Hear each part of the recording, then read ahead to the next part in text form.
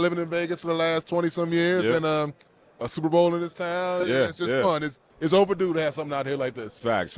And obviously it's just galvanized with the Raiders coming here a couple years ago. Yes, and absolutely. the atmosphere is just amazing. But when I said effortlessly, because we used to watch tape on you and you were out there, bro, it looked like you were floating out there. But typically you don't want offensive linemen to float. But it looked like you float and then you just stopped because it was like a building. Yeah. And can't no defensive end run through no building, bro. You know what I'm saying? Yeah, it was always weird to me, like how I would watch film of another offensive lineman blocking a certain player, and they'd be out there hustling and bustling and be hitting hard. Like, oh, this guy's pretty tough.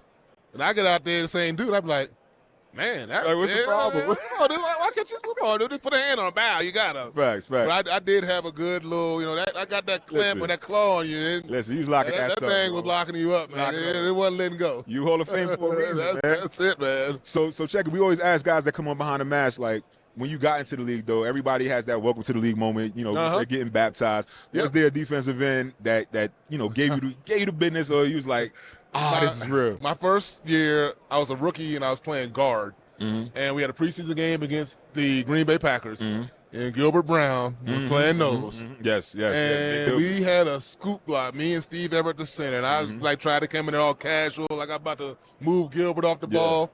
Man, Gilbert slammed me with his arm up under my armpit. Yeah, he used to do that. Flipped me up over the end, off my feet on the ground, tackled the running back for like a 1-yard loss, got up and did the grave digger move over me. And I said, oh man, okay, this is not college. Real. This is a whole lot of men up here. I better make sure I tighten this thing up a little bit more and can't be casual with that. You better get in there and get into that dude. So but you always have some moments. It's the NFL. Everybody get paid too. But Facts. for the most part, I won more battles than I lost. Absolutely, bro. So, if you were playing today, which defense would you rather face? You feel you'd be more dominant against? Would it be the Niners or the Chiefs? Man, that's hard to say because I just watched the Ravens. I was at the game last week. Yeah, I saw that against the Chiefs, and I felt like they should have run the ball more against the Chiefs. Yeah. I think, you look on paper, the names on the Niners up front and the backers, they have the names, but those guys, and they're not taking anything away from them. But I think the Chiefs got something going right now, man. Steve Spagnuolo's got those guys gassed up. They believe.